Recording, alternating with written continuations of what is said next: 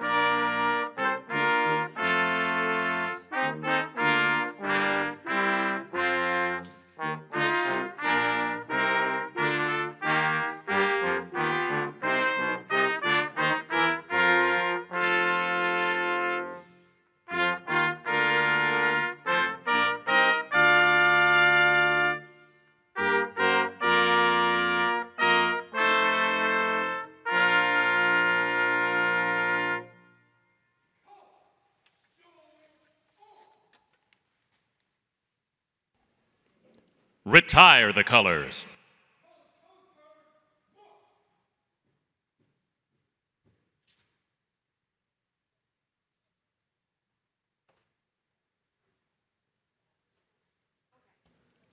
Ladies and gentlemen, Rear Admiral Gregory Todd, United States Navy, will now offer our invocation.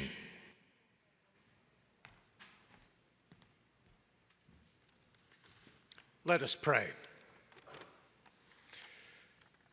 Eternal Father, in your graciousness, you have given us the great honor and privilege of serving as part of the United States Sea Services. This includes the blessing of serving alongside shipmates we respect and value, and national leaders who share our commitment to serve.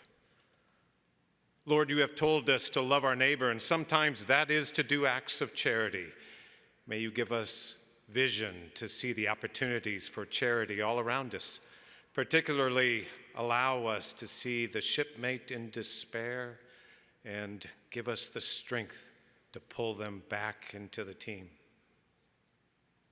At other times, Lord, to love our neighbor means to take up the sword to defend our neighbor against the evil that would seek to do them harm. Grant us the wisdom to wield the sword with justice and restraint, always mindful that we are under your gaze. Not by our merits, but because of your goodness, Lord, we are bold to ask for your presence with us. Bless our food, our time together, the camaraderie we share, and the mission you have called us to. Teach us to value one another as gifts from your almighty hand. And dear Lord, our hearts are always with our shipmates who are on duty, underway, or standing the watch. Send your holy angels to protect them in their tasks and grant them a joyful reunion with their faithful loved ones who wait for them. It's into your hands we commend our prayers, trusting in your love and your mercy. Amen.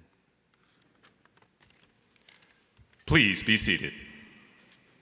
The United States Navy Band will now perform a medley of the Sea Service songs. As you hear your branch represented, please stand proudly as we continue with the Sea Services medley.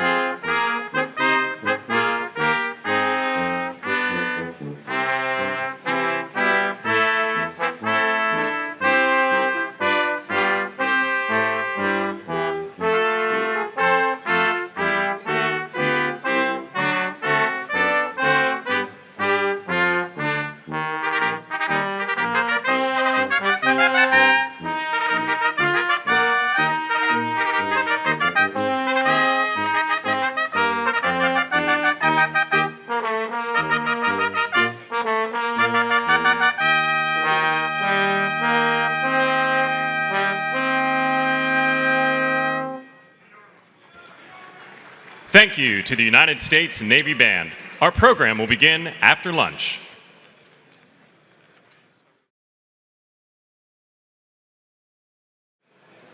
Ladies and gentlemen, please welcome to the stage the CEO of the Navy League of the United States and 13th Master Chief Petty Officer of the Navy, Mr. Mike Stevens.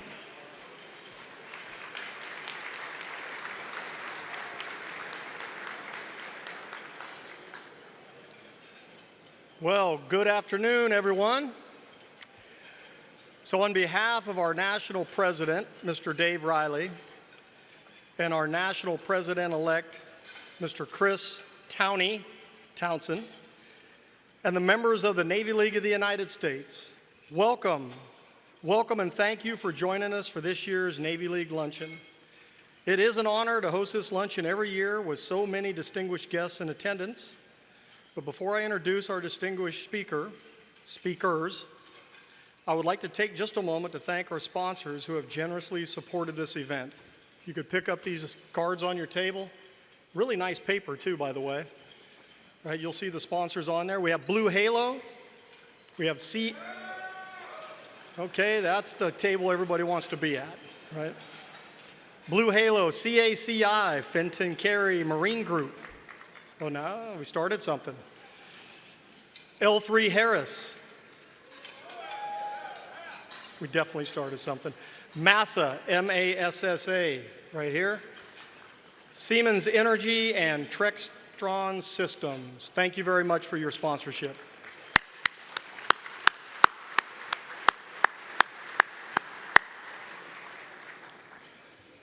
And now, joining us today to discuss some fascinating new and innovative programs from the Department of the Navy, please welcome to the stage the Honorable Carlos del Toro, Secretary of the Navy and the 32nd Chief of Naval Operations, Admiral Mike Gilday. Sure. Thanks.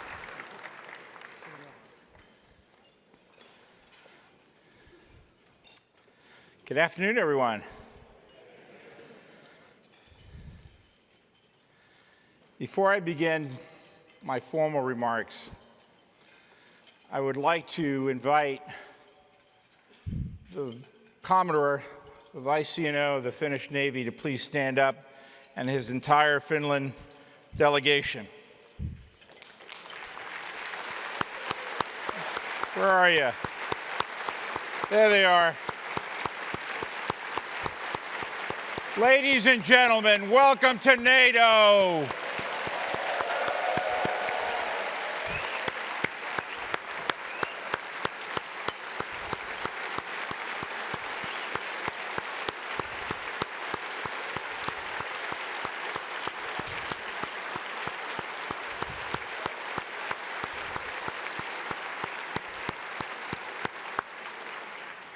Hopefully you'll applaud as much for me after the speech.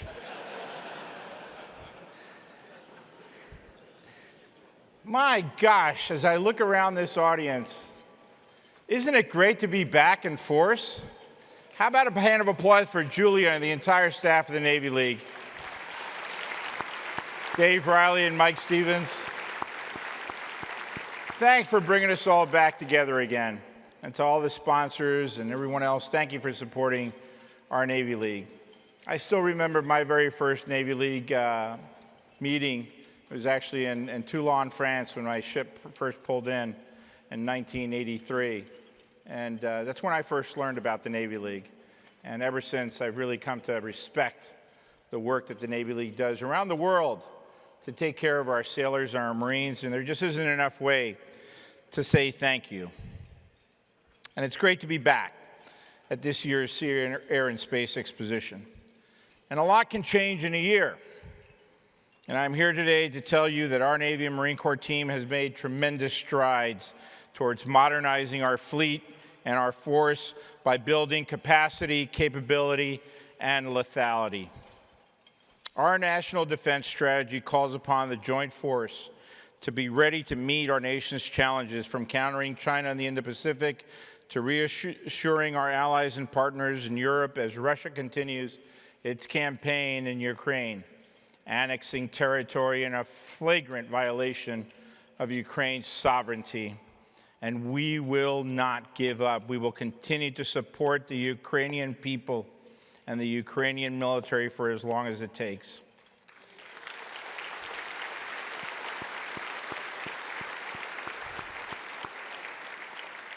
As I communicated to Congress last month, a strong Navy and Marine Corps are the foundation upon which the success of the joint force rests.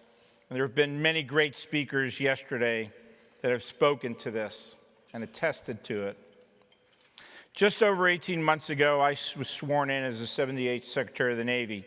Shortly after assuming this role, I communicated my three enduring priorities to our Navy, our Marine Corps, to guide the investments and the actions we take in support of our sailors, Marines, civilians, and their families. Our priorities are and will remain strengthening our maritime dominance, building a culture of warfighting excellence, and enhancing strategic partnerships. We continue to build modern, capable platforms for our sailors and Marines to operate at, above, below, and from the sea. And if you question our commitment to that effort, just yesterday, someone decided to introduce me by reading my bio, and they said I was responsible for a budget of $210 billion. That must have been in October of 21 when I first came in, because today it's over $250 billion. And there is not enough ways to thank the President, the administration, and the Congress for their commitment to our Navy and Marine Corps team. Construction progresses on our first Columbia-class ballistic missile submarine, the USS District of Columbia, along with construction on the first in-class USS Constellation frigate. This fall, we look forward to commissioning our first Arleigh Burke-class Flight III destroyer, the USS Jack H. Lucas, DDG-125. And all of you know how much I love destroyers, right? You can laugh at my jokes, by the way, folks. Thank you, CNO. Thank you. The Navy and Marine Corps are more than just platform and systems, however. And we fully recognize that our people are indeed our greatest strength. From the largest pay raise in 20 years to expanding funding for formal education opportunities and making significant investments in addressing quality of life issues, we are working hard every day to recruit and retain the uniformed and civilian workforce that our department needs to be mission ready. And I know that the CNO and the Commandant spoke about this. And I want to say thanks to the CNO and the Commandant, because it's easy to just speak words, folks. But just in this first quarter of this year, our retention in the United States Marine Corps is up by 10%. And our retention in the Navy is up by over 7%. That just doesn't happen.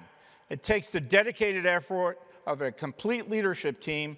The CNO, we have the MCPON here, Sergeant Major of the Marine Corps, and the Commandant of the Marine Corps, all working together with our leadership across both services to make that happen. And I'm very proud of that.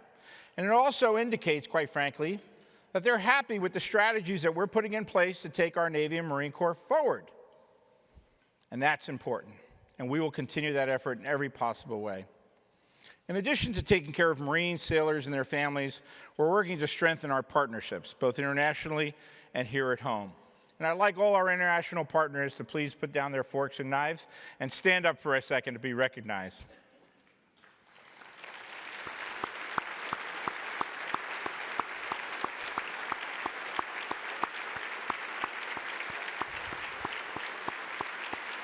Thank you. Now, I'd love to have a 1,000-ship Navy myself. Maybe one day we'll get there. Let's work on it incrementally. But the power of all our allies and partners working together across the world is the equivalent of a 1,000-ship Navy. And it sends a very strong message to both the PRC and to Russia that we're serious about this. We're backing down, we're standing together, and we will deter them from doing anything they want to do. In the Indo-Pacific, we're playing a leading role in the AUKUS security partnership with the U.S. Navy and our partners in the submarine industrial base directly building up Australia's ability to build, repair, crew, and operate a conventionally armed, nuclear-powered attack submarine fleet. And I'd like to thank all the folks that actually worked with our Navy team, on our Navy team over the past 18 months to make the AUKUS announcement possible. A lot of hard work went into that. And there's much more work to be done moving forward through summer studies that will take place this summer and beyond. It's really exciting. It's transformational. It's exactly what our Navy Marine Corps team needs to be doing across the board. On the other side of the world, we continue to support our Ukrainian partners as they defend their territory, as I said, and their citizens in response to Russia's illegal and unprovoked invasion. We continue to operate with allies and partners in the Arctic as well, too, honing our skills in a challenging and unforgiving environment. And for any sailors who's ever sailed on a ship, you know how tough it can be to serve in the Arctic. We've got a lot of work to do. We've increased the number of operations just this past year that we conduct in the high north and in the Arctic, but there's still a lot more work and a lot more commitment that needs to come. Here at home, we are working with our defense industrial base partners, all of you, to reduce the maintenance delays for ships and submarines, improve our shipyard infrastructure, develop a skilled workforce, and deliver game-changing technologies and capabilities to our sailors and Marines. And folks, if there's one thing that's easy to do in Washington, D.C., it's to criticize, to constantly criticize the efforts that are going on. Let me tell you, this leadership team here, the CNO and the entire Navy leadership team has worked at NAVSEA and NAVAIR and Nav Information Warfare Systems Command tirelessly to produce these ships faster, to work with industry, to come up with solutions that make sense. And I'm grateful to our Congress who put in $2.35 billion in the 23 budget alone for industrial base support, and more money in this president's budget as well, too, so that we can all collectively work as one team together to get these ships out of the shipyards faster in new construction, as well as when they're undergoing repair. Earlier today, I had the privilege and the honor to meet with several exhibitors and listened as they told me about their services and product offerings and how they can contribute to the success of our naval services. Between my previous experience as a small business owner in the defense ecosystem and current position as a secretary, I'm aware of how critical our department's partnership with industry is to fielding advanced capabilities throughout our fleet and our force. And I'm trying every day to try to improve the process and make it easier for small businesses to join the Department of the Navy family. In 22, we had over 700 new vendors that had never done business with the Department of the Navy. In 23, we're up to 716. We have to continue to grow the Department of the Navy and the Department of Defense marketplace, inviting new small businesses, medium-sized businesses, and even large businesses that don't traditionally do work with the department. It's the only way that we're actually going to fix the problems that we face today. Secretary Austin states in the opening of the National Defense Strategy that we must act with urgency to build enduring advantages for the future joint force and undertake reforms to accelerate force development. I can think of no better example of our execution of this directive than the advances that we're making through the Navy's Unmanned Task Force and Task Force 59 as they work with industry partners on solving operational problems through rapid experimentation. And to speak more on the progress that we're making towards fielding our hybrid manned and unmanned fleet, I'll turn the mic over now to our Chief of Naval Operations, Admiral Gilday. Sure, thank you.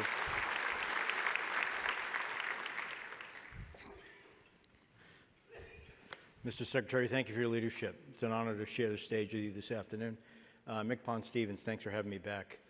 Distinguished guests, shipmates, thanks for your attention for a few minutes as we talk about unmanned and where we're headed in the future. I'd like to talk for a few minutes, show you a 2-minute video, and then turn it back to the Secretary for his vision on where we're headed in the near term with our unmanned projects. What we're really trying to do is to take an evolutionary approach that delivers revolutionary force changes. Over the next 5 to 10 years, we will continue our operations to iterate with small unmanned platforms in areas like maritime surveillance and reconnaissance, mine countermeasure operations, seabed exploration, and carrier air wing support, to name just a few.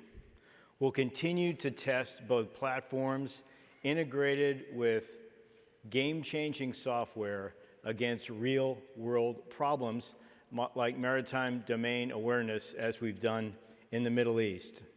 We'll continue to mature our ConOps, specifically with respect to man-unmanned teaming, and this will be led by our surface and our subsurface development squadrons on the West Coast. We're going to improve our ability to command and control this ocean of things that a manned and unmanned Navy brings to the fore. And this effort will be both informed by and it will inform Project Overmatch. Project Overmatch is the project that's led by NAVWAR in San Diego to deliver an operational architecture.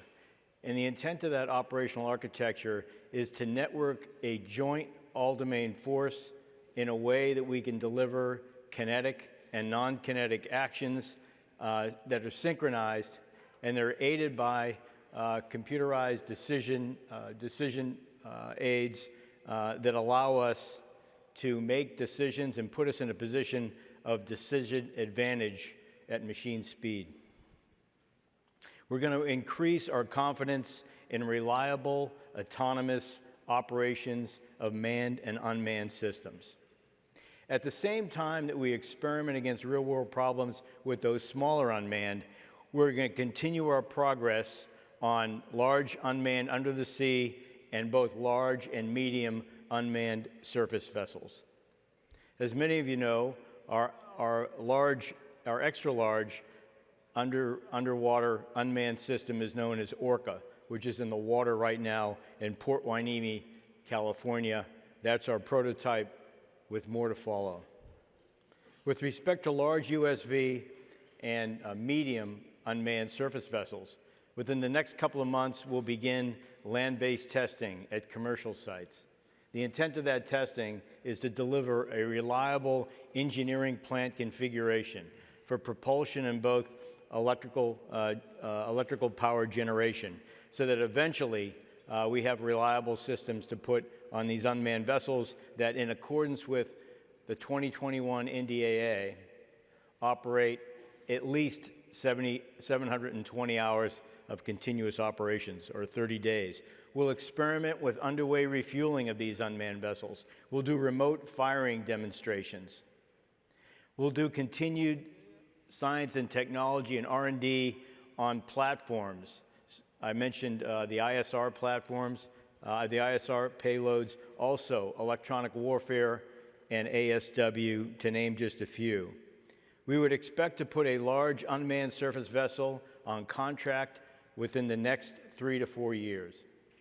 Medium unmanned surface vessel would follow as LUSV matures the technology and autonomous capabilities of those vessels. The teamwork with industry is absolutely key to our success. What we've been able to do with Task Force 59 is to make investments up front, to test and to prototype, to understand the problem set, to understand the ecosystem in which it will operate, to bring together the very best in platform engineers and software designers so that we make the magic happen and improve maritime domain awareness in the Middle East.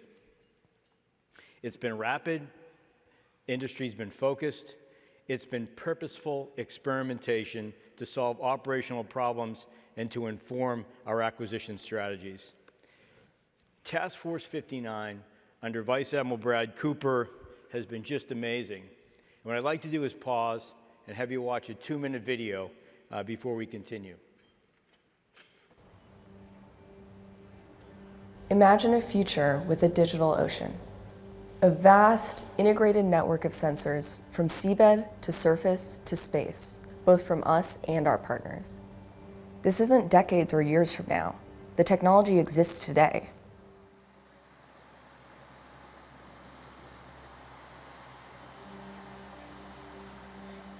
Fifth Fleet established the Navy's first unmanned and artificial intelligence task force. This launched us on a journey of discovery and innovation. The waters in the Middle East region are dynamic and vast. We're talking 5,000 miles of coastline. These waters are vital to the global economy. By putting more eyes out on the water with these systems and artificial intelligence, we're building a better picture of the surrounding seas. By getting our hands on new systems, we're able to figure out what works and what doesn't. We're applying what we've learned with a suite of unmanned systems deployed across the region right now, adding value to the mission by enabling human operators to make smarter decisions faster. If we spot threats more quickly, we can better position our crews to respond more rapidly. So where are we going? We established a goal to build an unmanned surface vessel fleet. This will be a heavily partnered effort. In fact, a significant portion of these vessels will be operated by our international partners. I think we are truly on the cusp of an unmanned technological revolution. We will build on the assets we already have and create an interconnected mesh of sensors and real-time data fused together with artificial intelligence to build a clearer picture of the operating environment. This is not just about the technology. It is our people that has us on a path to realizing this vision together with our partners in the region. Harnessing these new technologies will allow us to rapidly improve maritime threat detection, build an integrated unmanned and artificial intelligence network with our partners, and with support from industry, academia, and our strategic partners, I believe that we can achieve safer seas, a stronger protection of global trade, and a more prosperous future for all. Thanks for your attention. And the momentum continues to build. Just after this video was produced last month, we conducted our largest international maritime exercise in the Middle East across the Arabian Gulf, the Arabian Sea, the Gulf of Oman, the Indian Ocean, and the Red Sea. More than 30 unmanned platforms and AI capabilities, more than 50 partner nations and international organizations. No one nation can do this alone. We welcome industry and we welcome all of our allies and partners to join us in this endeavor as we build a hybrid fleet. And while we still have so much to learn, we're ready to scale these operations at the fleet level. And with that, I'd like to turn the podium back to our Secretary of the Navy.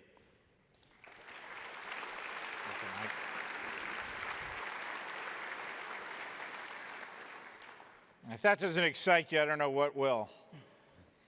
And perhaps the best part of all of that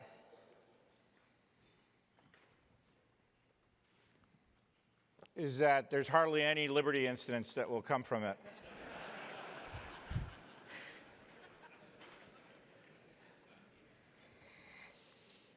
So thank you. As the CNO indicated, we're ready to expand our unmanned platforms beyond the Middle East. And today, in front of all of you, I'm pleased to announce that we will scale unmanned platforms to the fleet level and the Fourth Fleet as well. The Fourth Fleet area of operations provides us with an environment best suited to operationalize the concepts of Task Force 59 that has worked tirelessly to develop to increase our maritime domain awareness, or MDA capabilities. These unmanned platforms will meet the needs of our Southcom and Fourth Fleet commanders and our partners at the Joint Interagency Task Force South as they defend the approaches to our homeland. The MDA technologies and platforms we are bringing to the region will address several significant challenges. These include narcotics and human trafficking, as well as economic and ecological harm caused by illegal, unreported, and unregulated fishing, which the People's Republic of China, through their distant water fishing fleets, participates in both the Pacific coast and the Atlantic coast of Central and South America. The sustained presence of these unmanned platforms provide us with the endurance and reach necessary to complement the activities of our manned platforms, freeing them up for other missions. This initiative will also inform our journey towards a hybrid fleet as we seek to apply the lessons learned in the Fourth Fleet to future operations and still yet other areas of responsibilities.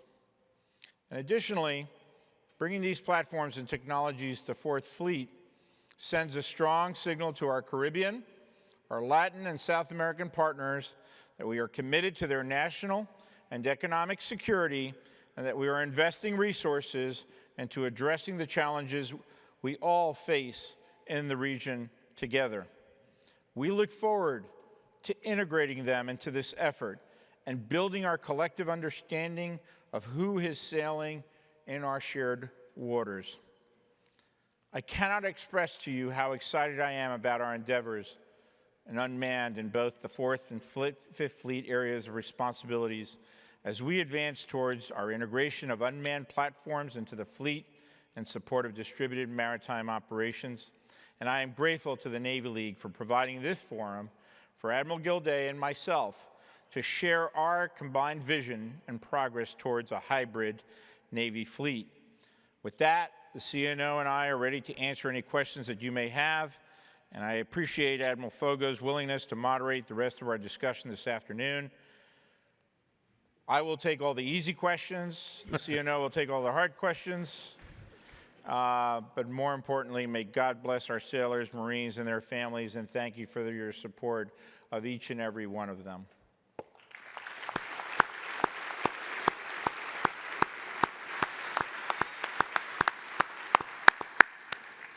Ladies and gentlemen, the Secretary and the CNO have allotted 10 minutes for questions. You can see standing mics. We have port and starboard mics. First come, first served basis. We'll get as many questions as we can in 10 minutes. And please state your name, your parent organization, and then ask a short question so we can get you an answer and move on to the next one. All right, G Captain, just a question. I apologize for the length yesterday, so I wrote it down today. The Maritime Administration hasn't had the budget to do a manpower survey since 2017 or a shipyard survey since 2004, so we don't really know how many people work there. Let's say 7,500 merchant marine officers. Well, the International Chamber of Shipping says Ukraine Merchant Marine has 47,000 officers and 29,000 unlicensed. Our friends at the Philippine Merchant Marine have 150,000 college-educated ships officers, 200,000 enlisted workers, and they're in every port. They're in every Chinese shipyard. They're commanding icebreakers around the world. Again, there are 95,000 South Korean shipyard workers and 68,000 in Japan. So what lessons, you talk about joint, we don't really work jointly. How can we work jointly with our fellow merchant mariners? What lessons can we learn from the Navy? And is that and autonomous a threat to our jobs? I think the learning goes both ways. After the collisions in 2017, as we took a look at our own standards in the surface fleet as an example, one of the things we took a deep look at were commercial standards. And so we learned and applied many of the training and many of the qualifications that you have in effect. We also have been taking a look at making the entryway easier for surface warfare officers who leave the service but are interested in serving in the maritime industry, for them to make that transition very easily with qualifications that actually transfer. And so I think there's perhaps a relationship here that we can continue to foster. And it does need to get closer, I think. I agree with you. Thank you, sir. You're welcome. Yes, sir. Good afternoon, gentlemen. Diego Laje with Signal Magazine. Could you please expand on the announcement of the unmanned vessels with the Fourth in the Americas? So the CNO and his entire naval leadership team have been working on Task Force 59 concepts of operations now for probably 3 or 4 years now, if you take into consideration the early planning that was done to get there. Over the course of the last 2 years, there have been significant advancements in building the concepts of operations necessarily to really move this from just the conceptual to the operational.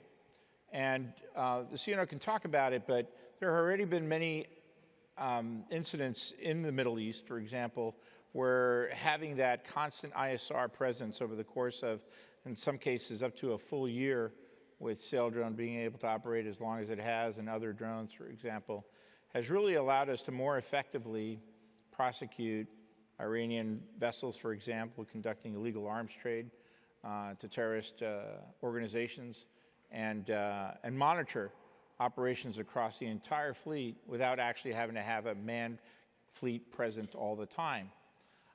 It's now time to actually transport those concepts of operations, in this case to Fourth Fleet, where we could actually try to really make a marked difference against the drug runners, and also in support of all of our allies and partners in Central and South America.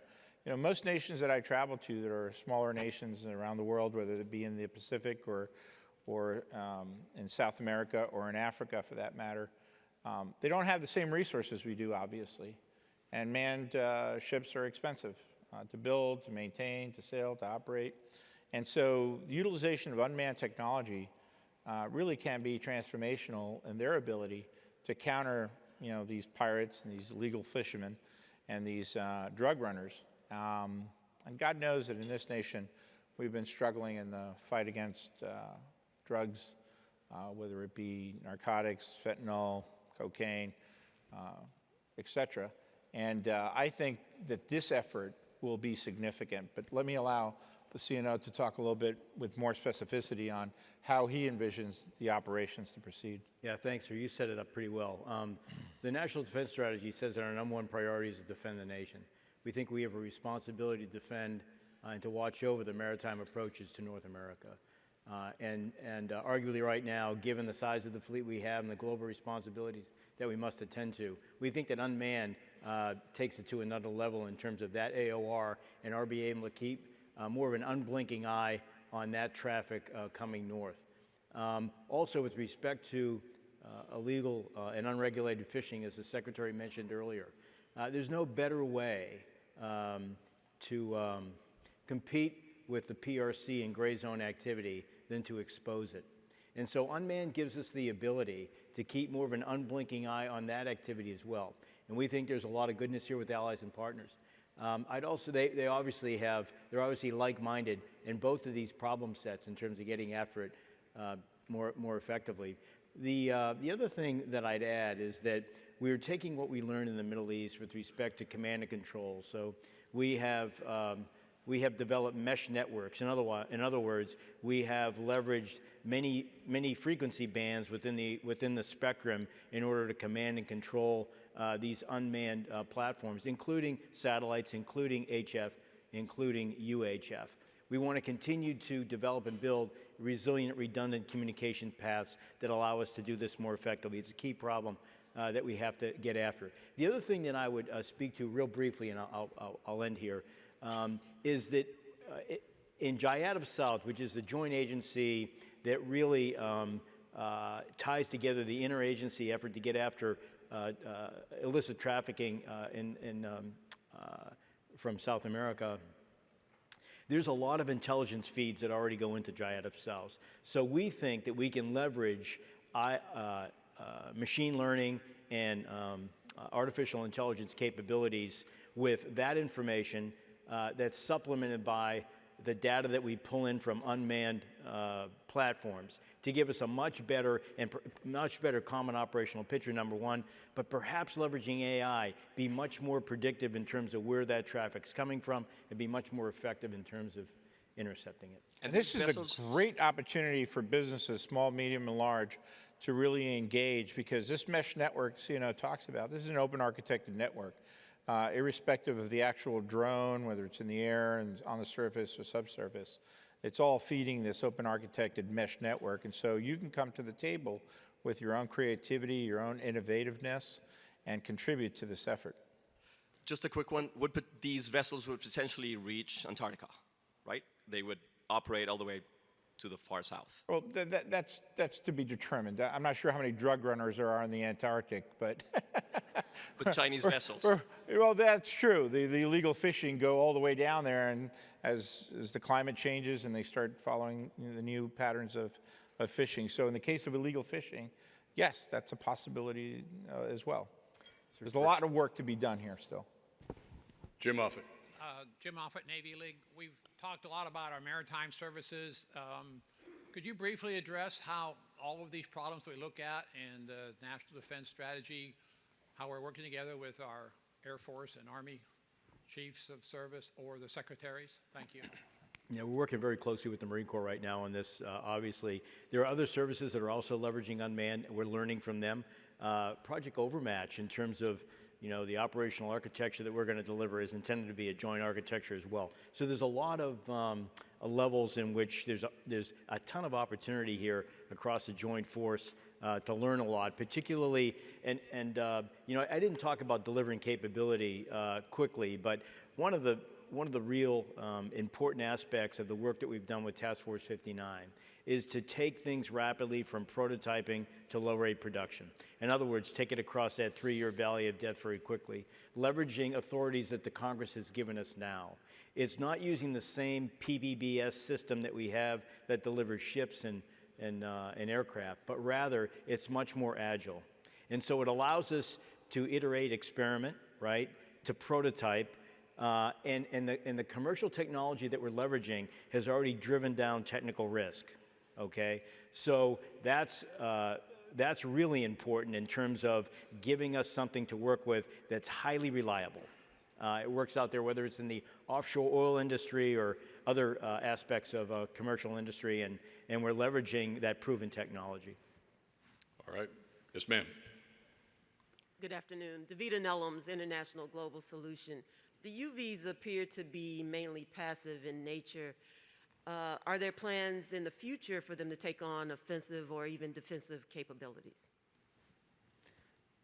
So I can't speak much about some of the things we're working on right now at a classified level. It's actually moving very, very rapidly to deliver capability. But large unmanned is determined to be a platform to have offensive capability. And so that will be a line of sight platform that stays with a carrier strike group or a surface action group. We'll start off likely minimally manned and evolve to unmanned over time as we perfect or mature autonomous capabilities. And then in the future, we think that a large unmanned platform could have defensive capability as well. There's a lot of opportunities here. I mentioned some platforms, payloads, ASW, EW, SNR, so. Thank you. Yep.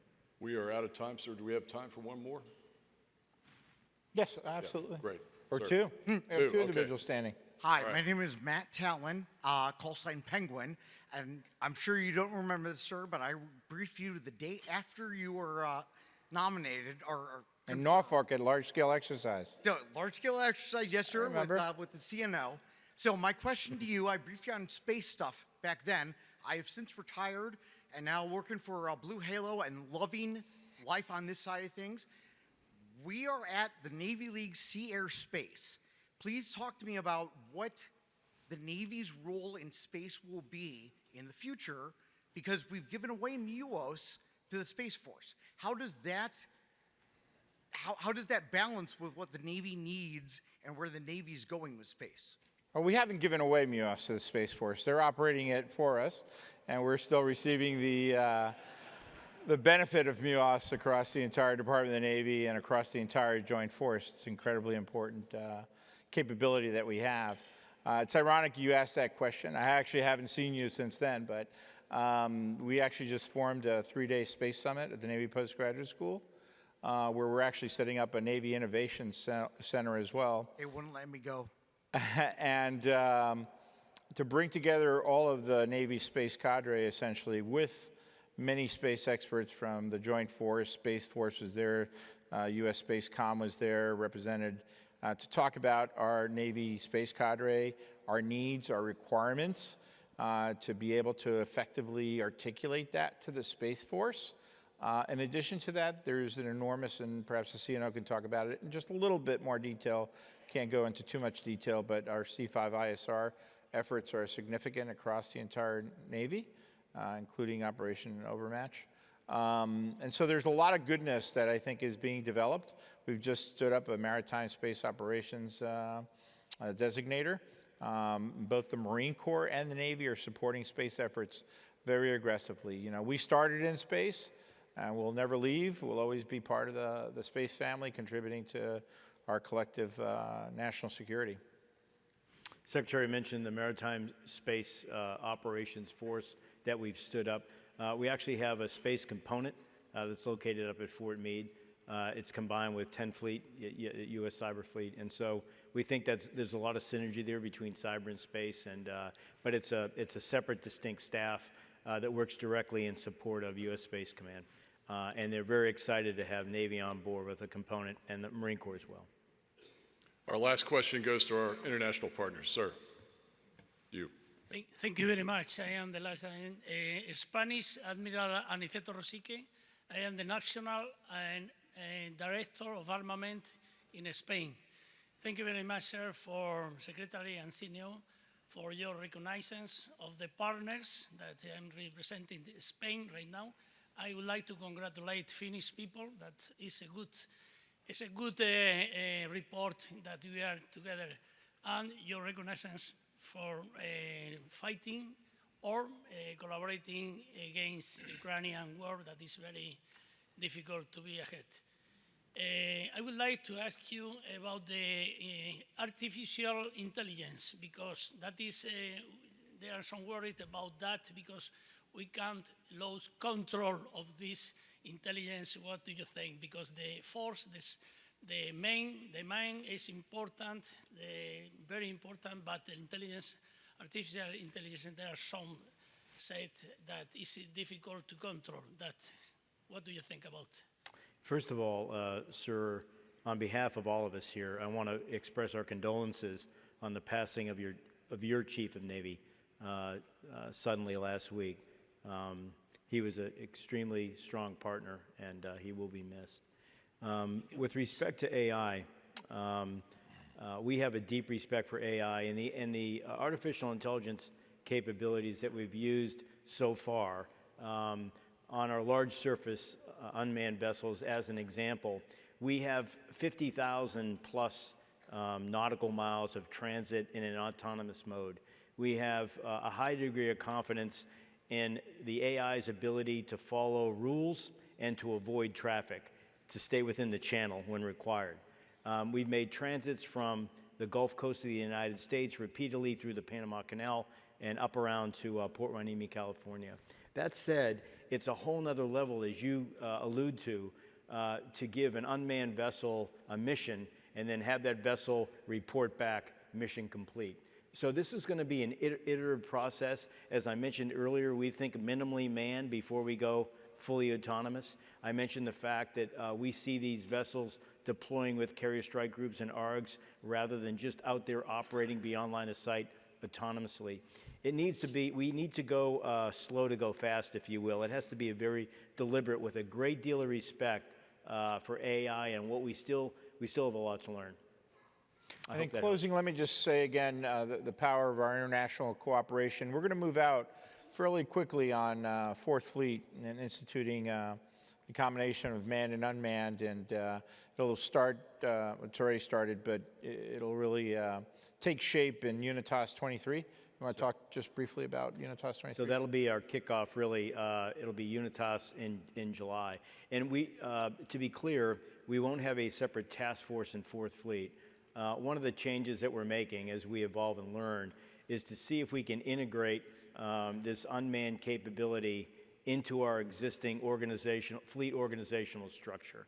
And so what we're really doing is introducing additional sensors to give us more transparency with respect to the battle space so that we can understand it. And so there will be some specialized personnel on the staff, but for the most part, we'll stay within the traditional Napoleonic codes with respect to our organization. Fantastic. I started off my comments in thanking the Finnish Navy, and the Swedish head of Navy is here. Madam, would you please get up? Where are you, Admiral? somewhere? Well, she's here somewhere. Maybe she's working right now. But hopefully, we'll be able to soon invite Sweden as well, too, and celebrate their entry into NATO as well, too. So.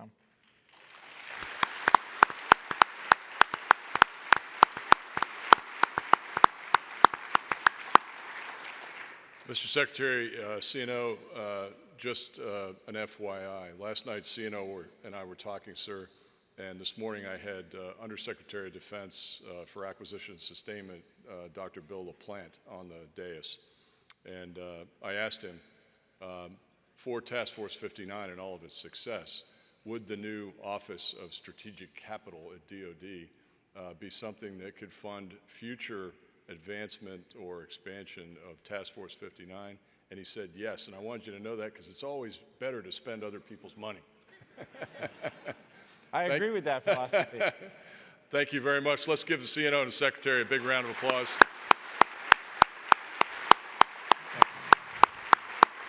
Thank you, Admiral. Navy League National President, Mr. Dave Riley, and the CEO of the Navy League of the United States and 13th Master Chief Petty Officer of the Navy, Mr. Mike Stevens, will now join Secretary Del Toro and Admiral Gilday to present this year's Fleet Admiral Chester W. Nimitz Award and our Safety Award winners.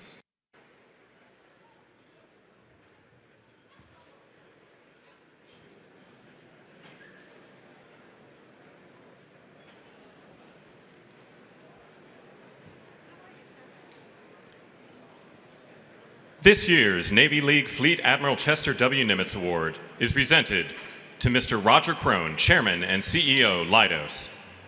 The Fleet Admiral Chester W. Nimitz Award honors a leader of industry who has made a major contribution to our nation's maritime strength and enhanced our national security, and who best exemplifies the leadership, statesmanship, and dedication to our country that was exhibited by the award's namesake, Fleet Admiral Chester W. Nimitz.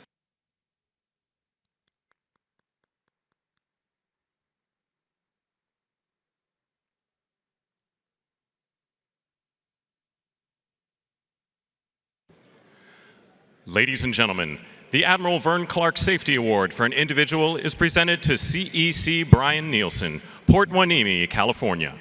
The Admiral Vern Clark Safety Award is intended to stimulate safety through ideas, suggestions, and programs that will reduce mishaps, injuries, and fatalities within the Department of the Navy by providing special recognition to those who best exemplify and advance a culture of safety.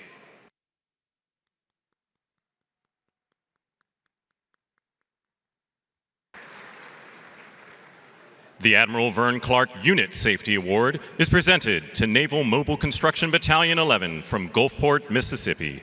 Representing them is Lieutenant Commander Steve Moyer, United States Navy.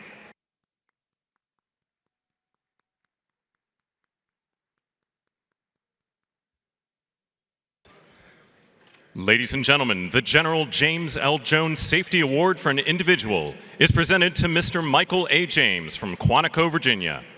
The General James L. Jones Safety Award is intended to stimulate safety through ideas, suggestions, and programs that will reduce mishaps, injuries, and fatalities within the Department of the Navy by providing special recognition to those who best exemplify and advance a culture of safety.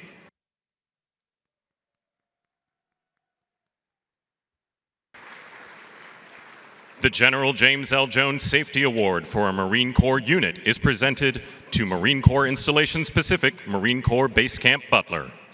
Representing them is Mr. Sean Curtis.